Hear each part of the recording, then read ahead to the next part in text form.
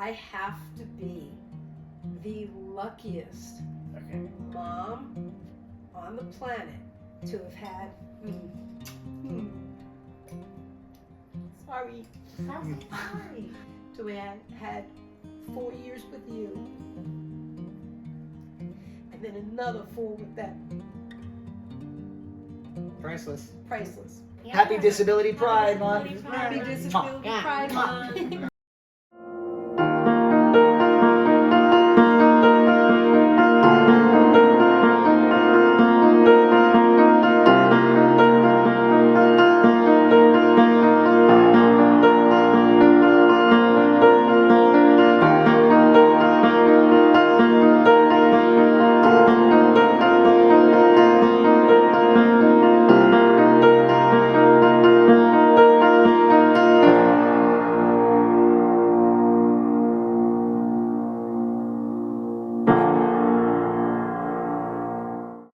Welcome back, Saftronauts, to Safier Universe. Welcome back. Welcome back, everybody. We're going to talk more about Gabe in honor of Disability Pride Month. What was it like for you having, like in a lot of ways, you were so lucky to have this. I'm older, so I didn't really get to be there when they were there. I just had the experiences with mom, which was great in itself. But I mean, in terms of my siblings, so what was it like for you?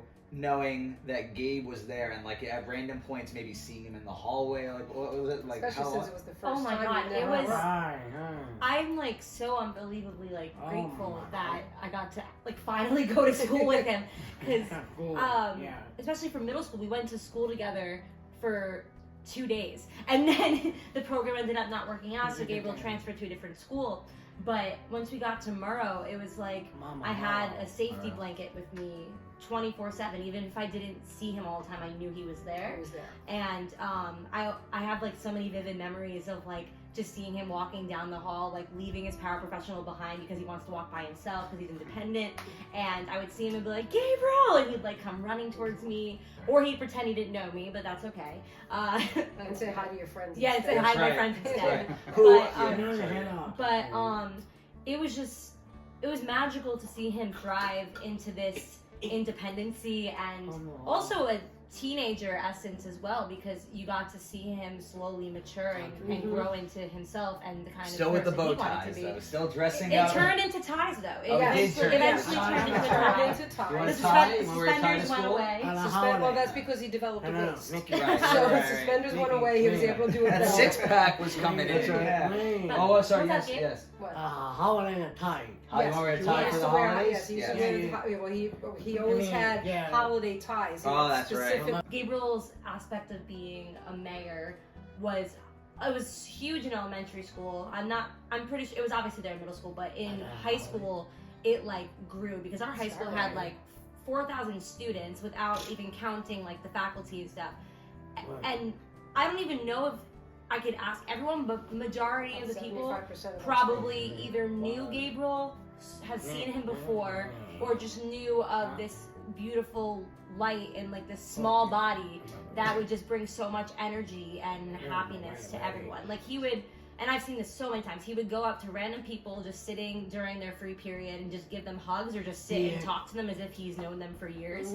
He would go into classrooms and say hi to the faculty. He loved going during science class, he would be in the flower garden and he'd be like planting, and he'd love getting in the dirt.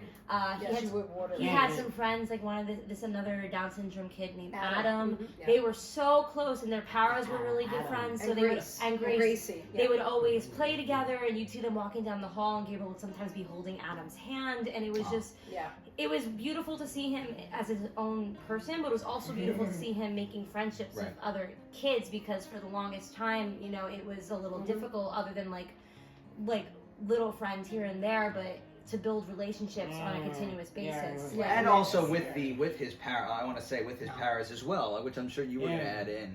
I don't know when you were planning on speaking at some point. I was going to come around to you at one point. Wait. This is more us. I know. But this is more your experience. No, and regrettably, no, Dad really couldn't share. But you would always drop it. I got my part. Let me kind of finish my part, and then we'll go to your part. Okay. No, seeing that, like, you know, like the powers that he had over the time there, how like Gabriel's powers. That's right, and we showed this Saftronauts in that previous video talking about like Gabe's high school experiences. Like, you know, he would just have so much fun. Yes. You know, and like his own life there. So to see how excited he was to go to school, I mean, like that's what it's all about. He would literally, you would drive up, like when the days that Grandma would bring us into school, she would pull up to the corner.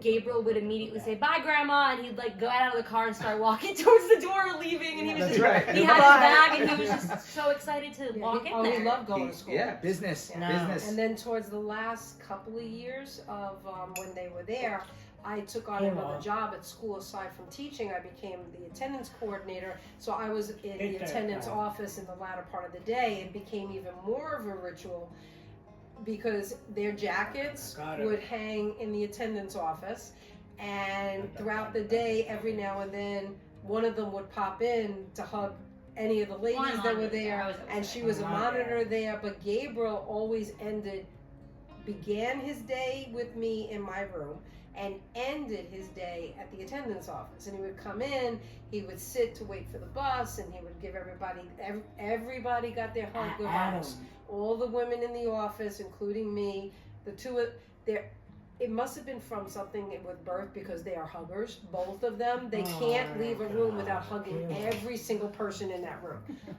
But yeah, there was some very, very, very unique moments, but everybody knew him. And the kids were very good with him at the school, I must say. There was never a negative experience ever with any of the relationships with the students. I'm sorry, and you want us to begin some point, probably, right? This is great. It was 8 very, very special years, and I know how important this was to Mom, and I think, you know, for Kira to be able to share that whole time with Gabriel, and I'm sure Gabriel to share that with Mom and Kira, you know, was really special, you know. And lest folks feel like I wasn't in the picture, before I became cameraman, I was chauffeur. I was chauffeur. So at many different hours, whether it was early or 2 in the morning, there I was taking Nicholas, Kira mostly, but Gabriel from time to time, back and forth to rehearsals, along with their friends, or to cast parties, and then we'd have to pick them up at 1 or 2 in the morning. Don't act like you didn't enjoy it. I kind of miss it, you know. It's like, you know, everyone would just sort of, you know, hop into the car. But dropping them off in the morning also when you would stay home and drop like the ducklings. That was a very special period, I think, of our lives and what have you. And you know, I knew as you know, the two of you going to graduate and everything, that was going to be you know, a bittersweet moment for Mom, you know, because you know, I know how much happiness it brought to her, knowing that you were in the school. But also that, you know, you were able to spend all that extra sort of time together, whether, you know, you were together or not. But it was a very important shared experience. Piggybacking onto something you said about all the students being really kind with Gabriel, one of my biggest fears going into high school with him was, you know, I didn't know how some people were going to react or treat him. I never experienced anyone who treated him in a disrespectful way. But I've heard comments, and Nick and I especially, we all share this, but as siblings, we like have a very protective quality over Gabriel and want to make sure that everyone treats him kindly. But in Murrow, I never had to worry about it. Like, I had conversations in my head of how I was going to like interact with people if they, you know, treated him wrongly, but they never did. And Gabriel, he was the first kid with Down syndrome to perform on the main stage. In a production called Sing that we did, and we showed that as well in that previous video. And there was also this thing called Murrow Bowl, which is like this big Olympics thing, where everyone had big teams of like 10 to 15, and Gabriel was actually on my team. We were the high school music bowls, and it was a whole field day, and Gabriel was jump roping, he was playing soccer, he did an egg toss. Kicking the ball. And he was, we had to do a pyramid for one, and he actually was at the top of the pyramid too, which was really cool. And we won that challenge because of that. But everyone was so accepting and wanting Gabriel to succeed and to shine in his own light. and it was beautiful to see, but also get to experience it with him by his side. It was awesome. And I think that's a really important piece of this family. I mean, we're very protective of him. We also have to let him sort of live his life, but it's very important that we advocate for him, for the acceptance of who he is and what he can contribute, and he did a lot of that in the school because he had the latitude, to be able to do that because of the people who were there. And they grew because of him. Right. And I will say, and I think we can all agree, I mean, that we are very, as a family with him, incredibly fortunate because I can't even think in my head of one person that I've come across that has not been incredible with Gabriel and has not been super accepting and understanding and every person that this kid comes in contact with is better off for it. Right? Yeah. And there would be moments where some people, like, they would be very kind, but they might not fully understand certain, like, gestures that he has or the ways he communicates, but they are always willing to learn, which is always that's the the most, key. that is as important as being openly understanding right from the get-go. Like, it's also being willing to learn and understand how Gabriel communicates and goes through the world. Happy Disability Pride Month. Happy Disability Pride Month. Saftronauts, stick around for the next episode where we're going to be getting into what it's like for each of us individually living with Gabriel. Right?